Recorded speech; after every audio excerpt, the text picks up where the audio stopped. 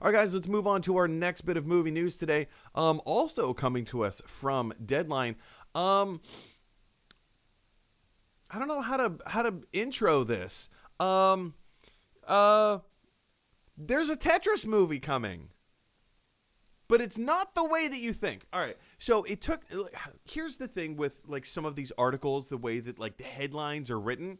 The headline reads, Apple boards Taron Egerton starring Tetris from Stan and Ollie director John S. Baird, Rocketman producer Matthew Vaughn.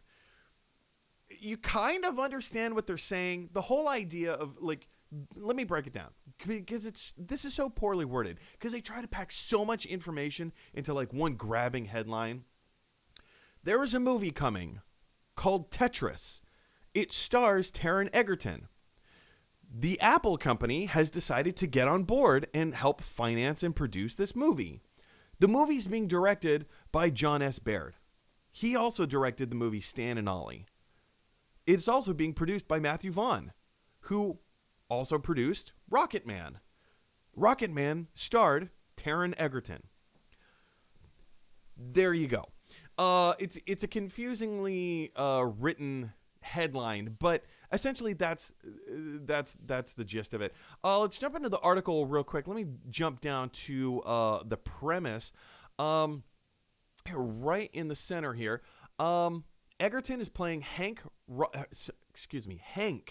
Rogers, a Dutch video game designer who first secured the rights to distribute Tetris on consoles, where the game Tetris found popularity. He was heavily involved in a dispute that arose over the franchise's copyright in the 1980s. And that's the basic gist of it. I think this is quite interesting. I think this is pretty fascinating. Not that I think this is like, oh, there's a Tetris movie about a court case. Ooh. This has The Social Network written all over it. Do you remember when oh man, that was 2010?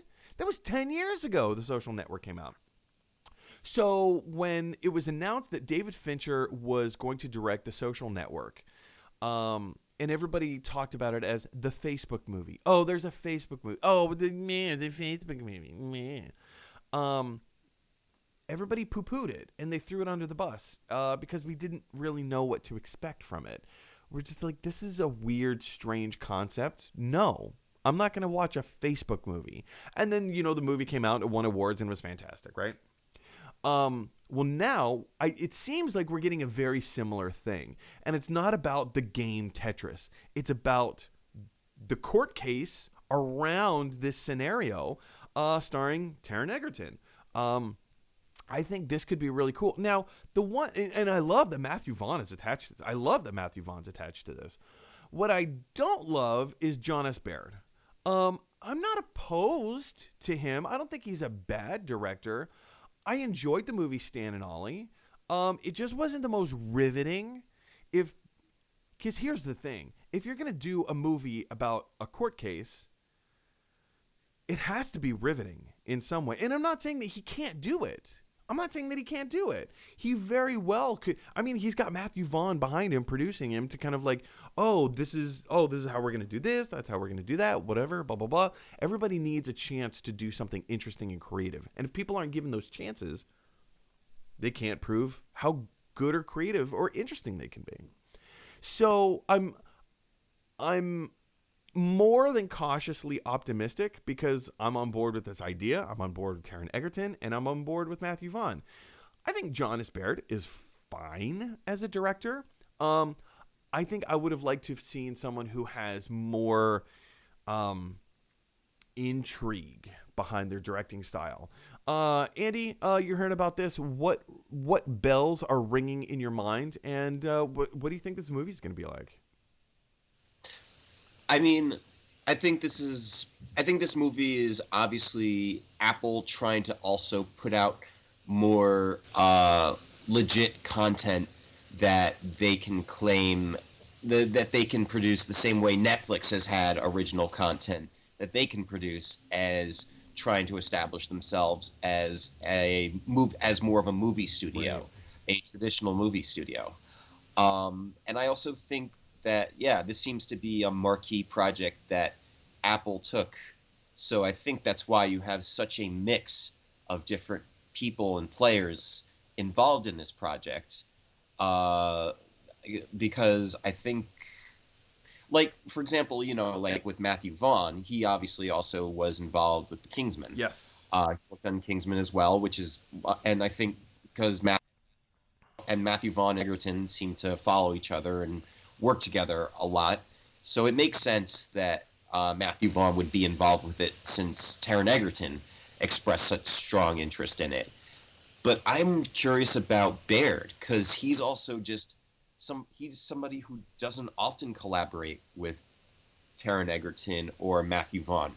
So I would be curious to know about how he got involved in the project. Like, was he somebody who replaced somebody else? Was he one of the original people on board when this was first pitched and greenlit? Or is it one of those things where they maybe he wants to have more of an involvement, or is it just, is this project still like, because it's still in pre-production, right? It's still like being developed. Oh, it's not even in pre-production. It's pre-production. They're still kind of like putting all the pieces together before they begin pre-production. Yeah. Okay. Yeah.